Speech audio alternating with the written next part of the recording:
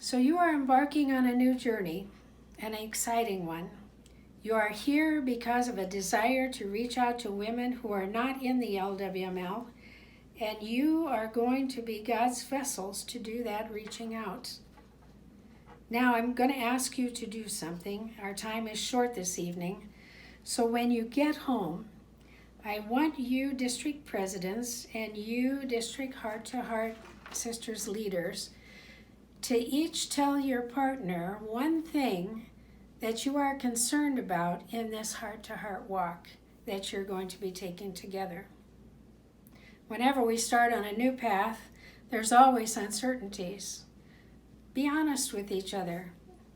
After you have expressed your concern, I want you to think of a Bible verse or a Bible story that can be an anchor to you when you are having that concern. Do it for each or both of your concerns that you shared, and then I want you to promise to pray for each other and to work together to address those concerns that you just shared, whether they become a reality or not.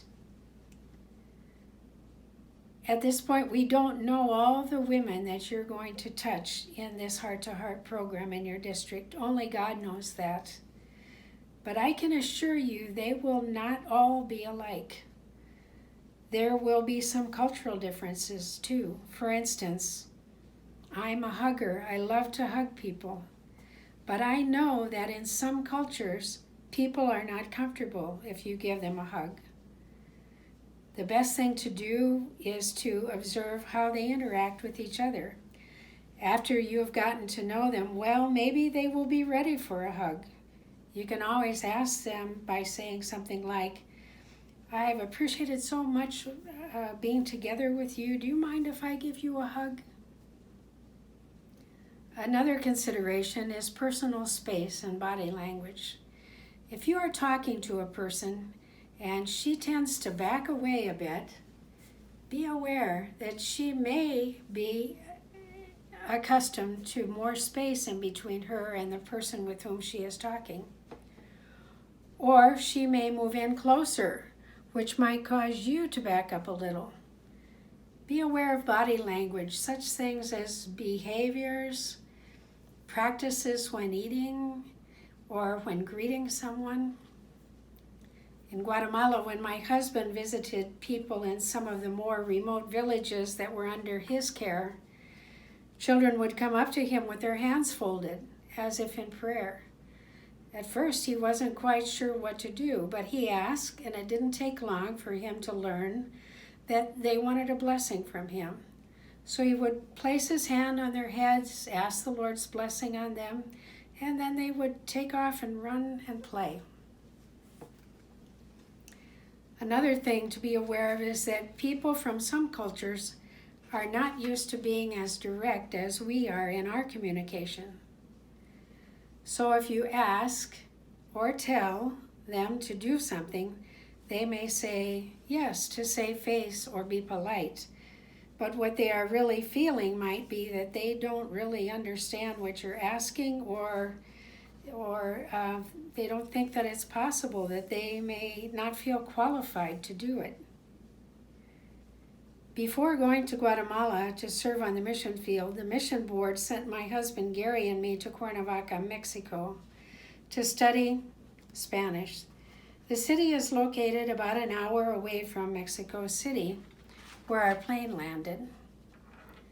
Somehow there had been a miscommunication between those who were planning to pick us up, and it turned out that they didn't come. So mind you, we did not know Spanish at all at that time. What we did understand was taxi, and that is what we took to get to the pension where we were staying. By the time we traveled the 50 miles to Cuernavaca by taxi, it was dark.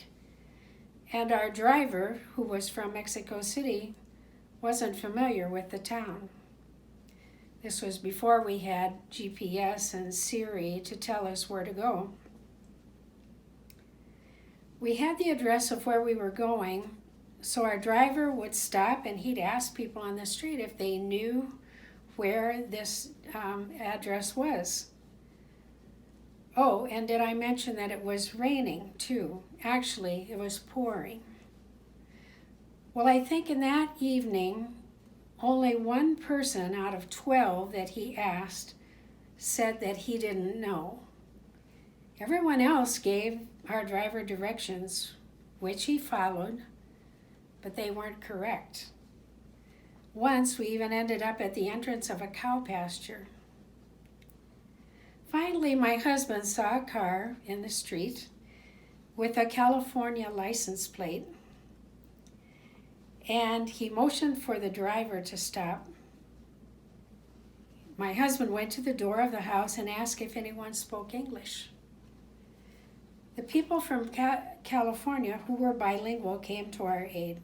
They asked their family members if they knew where the house was, where that street was, and they told us to get into our car and follow them. It was just a matter of minutes before we arrived at the house. Later we asked people, why did all those people give us the wrong directions? They explained that it would have been bad manners for them to tell us they didn't know. It would seem as if they didn't want to help. So in order to appear helpful, they just gave us some random directions. So I encourage you to be careful about asking direct or abrupt questions. Talk the situation over and make sure that women are comfortable with taking on a task or attending a meeting. Make sure they know it is okay to say, it's okay to say no if they cannot do it, and that you understand and will not be offended. You know, if life is normal where you live, you will probably have some setbacks. If you run into a situation where you're stuck and need advice, I encourage you to contact the women on the National Heart to Heart Sisters Committee. They are always ready to serve you. I encourage you to be good mentors. Always be willing to walk with someone.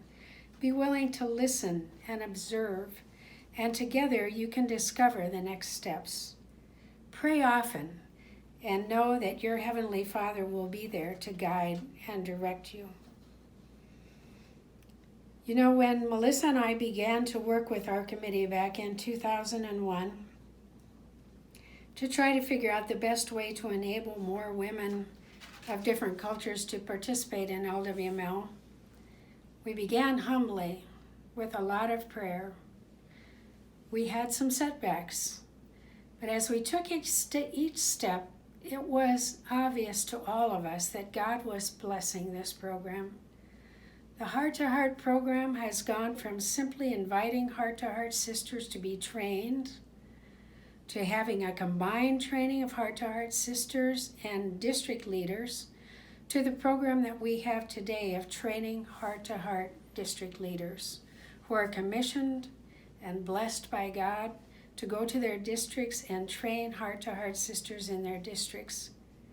Can you see how this program has grown? And we are so thankful to the many women who have served on this Heart to Heart committee and also in the districts through the years. Each has put her own special piece, her own special contribution. Can't tell you how many times Melissa and I have just looked at each other and said, it's a God thing.